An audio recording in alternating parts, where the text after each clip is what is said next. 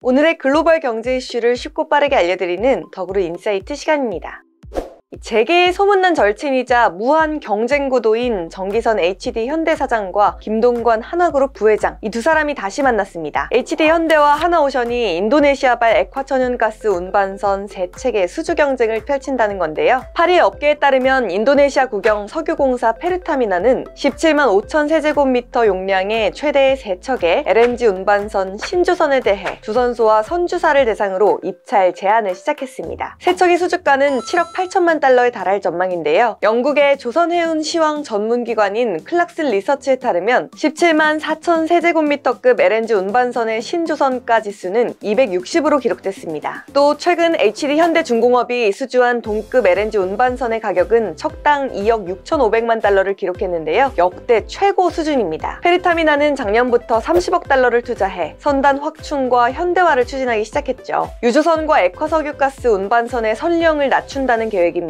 당초 페르타미나는 23척의 선박을 교체하기 위해 7년에 걸쳐 40억 달러를 투자하겠다는 계획을 세웠으나 30억 달러로 하향 조정했죠. 당시에는 LNG 운반선에 야망이 없었다가 LNG 운반선 시장에 진입했습니다. LNG 운반선 건조 조선소로는 HD 현대와 하나오션이 거론되고 있는데요. 한국과 인니가 에너지 분야를 협력하고 있어 한국 조선소를 찾을 가능성이 높다는 분석 때문이죠. 한편 페르타미나는 포스코 인터내셔널과 해상가스전 탐사를 위해 한국석유공사와는 석유가스전 탐사를 위한 공동조사 사업을 하고 있는데요. 페르타미나는 인도네시아 정부가 지분 100%를 보유한 국영 석유가스공사로 인도네시아 내 원유 천연가스에 대한 개발권을 보유하고 있고요. 유전과 가스전 탐사 및 생산, 정유 석유화학 등 다양한 사업을 하고 있습니다. 여기에 HD 현대중공업과 하나오션이 폴란드 잠수함 도입 사업에 출사표를 던지면서 또 한 번의 정면 승부가 예상되네요. 폴란드 군비청은 지난 7일 세 척이 새로운 잠수함을 획득하는 것을 목표로 오르카 프로그램에 11개의 업체가 입찰에 참여했다고 밝혔습니다. 앞서 폴란드 군비청은 지난달 14일 오르카로 명명된 새로운 유형의 잠수함에 대한 예비시장 협의 의향서에 대한 정보를 발표했는데요. 오르카 프로그램은 폴란드군의 가장 중요한 현대화 프로그램 중 하나로 폴란드는 2034년까지 필요한 기술 이전을 포함해 잠수함을 구매한다는 방침입니다. 수주전 참여 업체로 물망에 오른 HD 현대중공업과 하나오션은 예정대로 입찰에 참여했죠. HD 현대중공업과 하나오션은 국내에서 2,000톤급인 손원일급 잠수함을 각각 6척과 3척 건조한 바 있는데요. 또 3,000톤 도산 안창호 잠수함 1, 2번함은 하나오션이, 3번함은 HD 현대중공업이 건조했고요. 또 이들은 독일이 설계한 U209, U214의 라이선스 건조 경험을 바탕으로 도산 안창호 유형 잠수함 프로그램에도 참여했기 때문에 수주 가능성은 충분합니다. 특히 한국과 폴란드가 국방 협력이 크게 강화되고 있다는 점을 감안할 때 한국 조선소는 수주전 우위를 점했다는 평가입니다. 일례로 폴란드는 지난해 국내 방산업체와 FA50 격공격기 48대, K2 전차 980대, K9 자주포 648문 등을 수입하는 기본 계약을 맺었죠. 한국 외 이탈리아, 스웨덴, 독일, 스페인 등도 입찰에 참여했는데요. 이들은 폴란드가 지난 2017년 말 추진했던 잠수함 도입 사업에서도 후보에 올랐습니다. 과연 이 양자 대결에서 승자는 누가 될까요?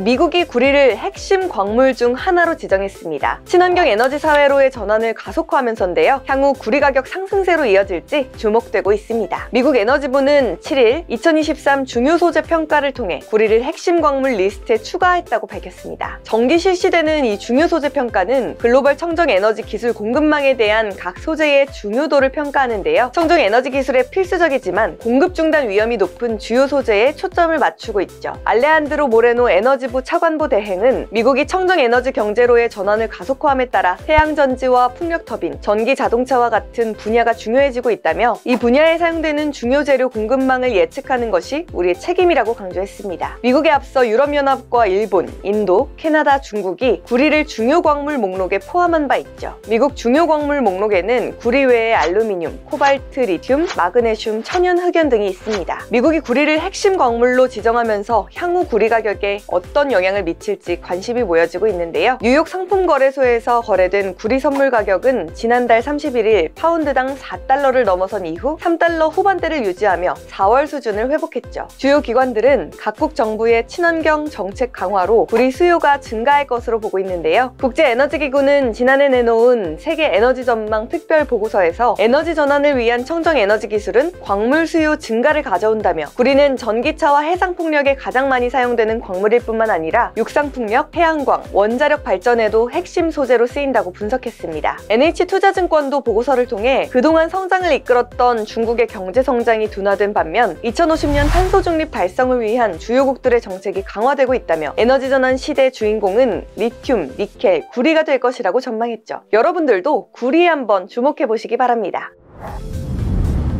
오늘 덕으로에서 준비한 소식 어떠셨나요? 더 자세한 내용이 궁금하시다면 덕으로 홈페이지와 유튜브 구독을 통해 만나보시기 바랍니다. 모두 성투하세요.